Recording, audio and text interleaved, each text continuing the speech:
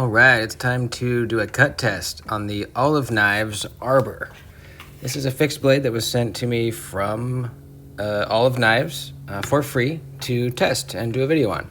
So thanks to Olive Knives, and I'm excited. I haven't really done very many of these like full-size fixed blade tests, so we're gonna go a little bit harder on it than we normally would on a folding knife. We're gonna chop, we're gonna baton, we're gonna cut some weird stuff.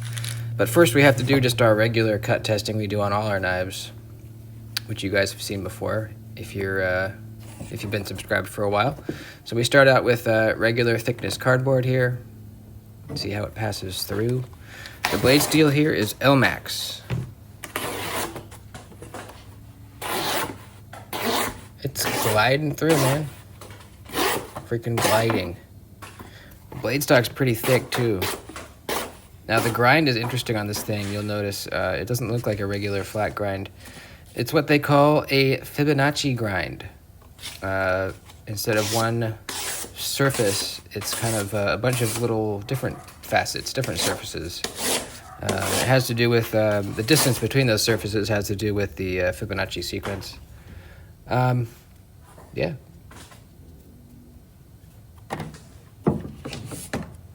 So that was regular thickness cardboard, destroyed. Double thickness cardboard, destroyed.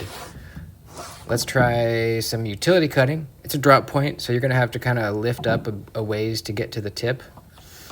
So it's not the best for this, a little uncomfortable on the wrist. But it's absolutely doable if you need to make a few cuts, not a problem.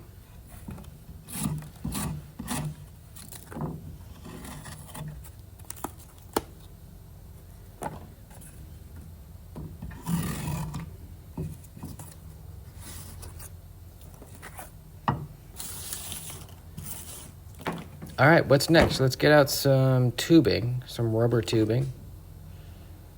See how it passes through this stuff. Almost like you'd be chopping a carrot maybe or something like that. It's cutting through nicely. I wouldn't say the cuts are very clean, and that's just because it's really thick blade stock, you know. Something really thin, a thin blade like a TRM Neutron or something would cut cleanly. Just it's less passing through a thing, and if the thing passing through the thing is thinner, it passes through easier. That sounded really dumb. Let's roll up this old leather glove. Yep, very nice, clean cuts. You can tell it's thick, you know, passing through. It maybe requires a little bit more force to get through whatever you're cutting because it's thick, but it's really cutting very cleanly. Here's a strip of leather here. Let's just do a couple cuts on it. Maybe fold it up. Do maybe 4 layers on here, see what happens.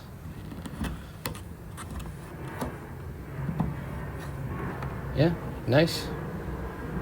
Clean cut, man.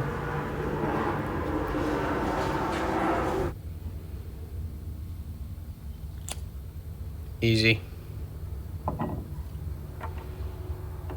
What's next? Cecil rope. So we're doing the typical start with the tip, rock back using that belay, and pinch the material between the sharp edge and the cutting board, popping that material. Very nice. Clean cuts. So far, so good, man.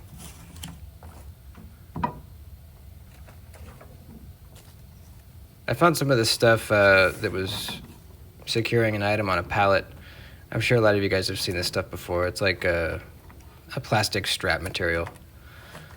And it's being cut very easily. Don't even really need to do much more of that. Let's move on to something a little bit more difficult.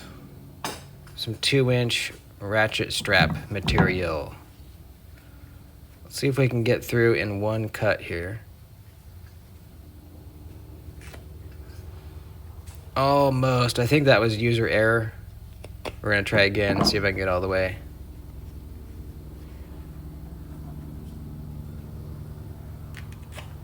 There we go. Nice.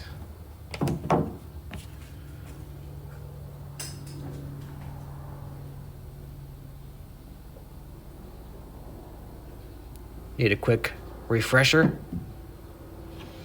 Let's get the cutting board back out and get out the death rope, the edge killer.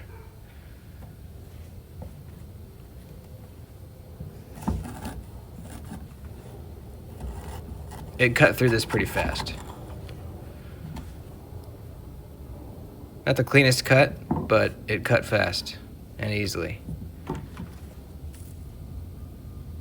Now let's see if we have any sharpened edge left. Are we still able to cut paper after all that?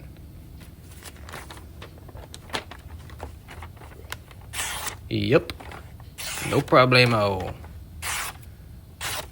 Very nice. Very impressive. All right, let's continue. We have more to do here.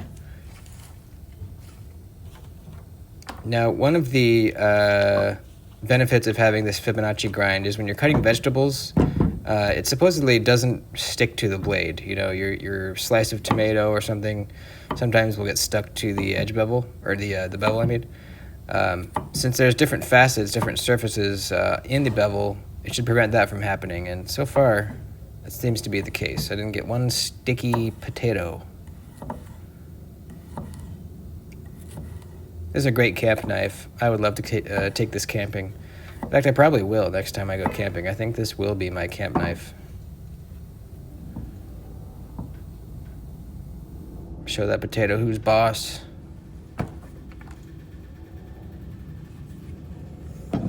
I'll eat it later. Alright, let's get to some more hardcore stuff. I want a baton. But first, let's do some chopping on this 2x4.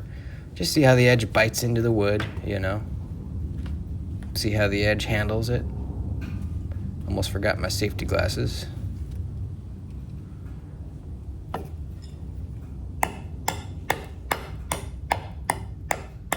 It's biting in deep. That has something to do with, you know, the weight of the blade, obviously. But also the sharpness, you know, the geometry of the edge and the bevel. But yeah, it is biting in very deep. Go the opposite way here. Make a little wedge.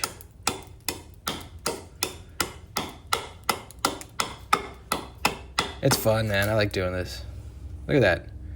With minimal chopping, that's a pretty big chunk taken out of the wood for that little time. Let's do some whittling.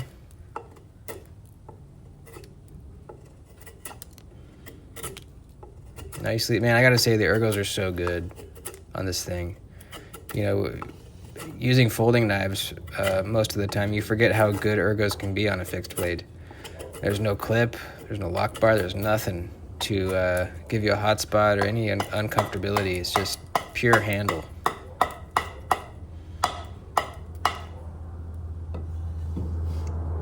All right, let's baton some wood here. I'll get out my my rubber hammer here. What's it called? Dead blow? I don't know. It's a rubber hammer. So I don't damage the spine. And we'll hammer our way through this piece of wood here. I think it's pine.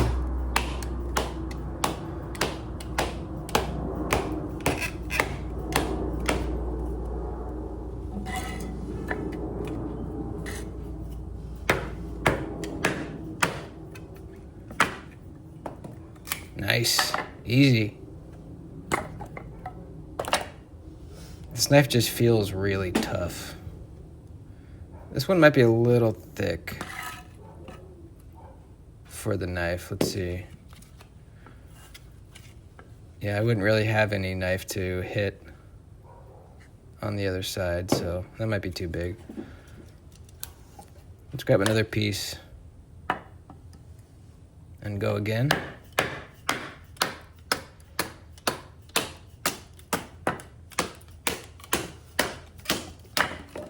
Bam. Popped it. Let's go again.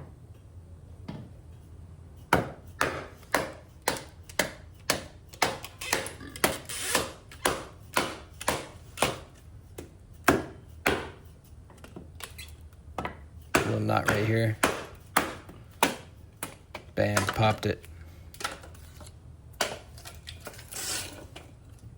Now let's give it a shot. Let's see if we can get into this thing here. Maybe we can take an edge off.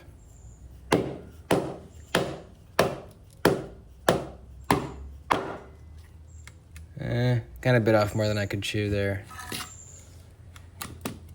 I got nothing really to hit.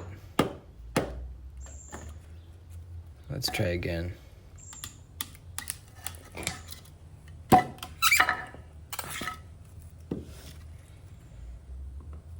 Let's take this edge off, this little point here. If you just took little bites of it like this, you could definitely break this log down.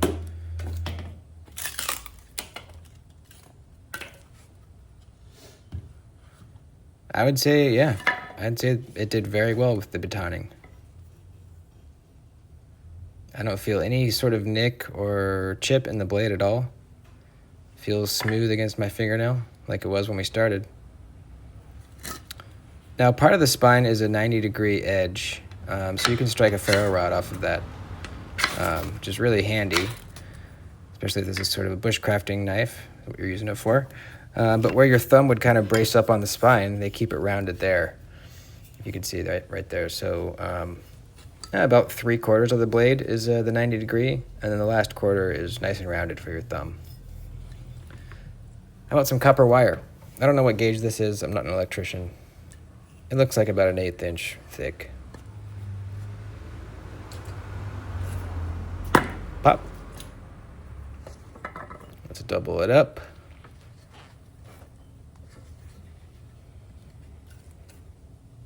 Pop. It seems weird cutting a metal with a metal, but copper is very soft, and it shouldn't do anything to this edge.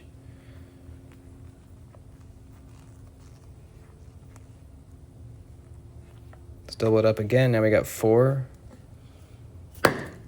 Pop. And let's do it one more time. We'll get 6, I think, here. 6 pieces of wire.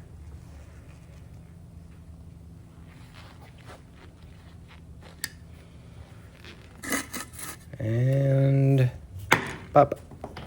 Piece of cake. No chips, nothing. Perfectly good edge. Now this is kind of scary. I found this big old piece of wire, copper wire. It's thick, man. This was a little scary. Let's try it though.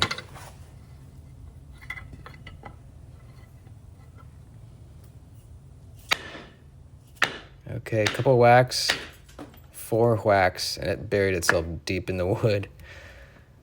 No visible damage. I don't feel anything. That's awesome, man.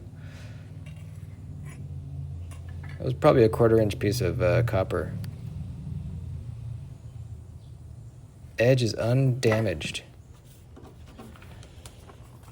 Well, that was fun. Let's see if we're still cutting paper after all that. Yup. Little snag toward the end there. But we are absolutely cutting paper. That is awesome. I would say they did a very good job with this L-Max blade steel.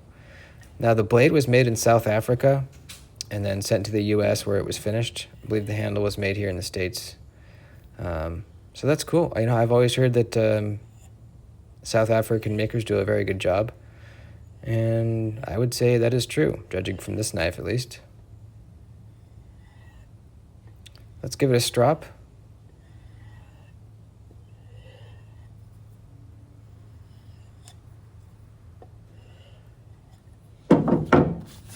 See if we glide through the paper a little bit easier. And we do. Nice. Yeah, man, this is awesome. I really like this knife. Definitely going to keep it and use it. I don't go camping all that often, but when I do, this is going to be with me. 100%.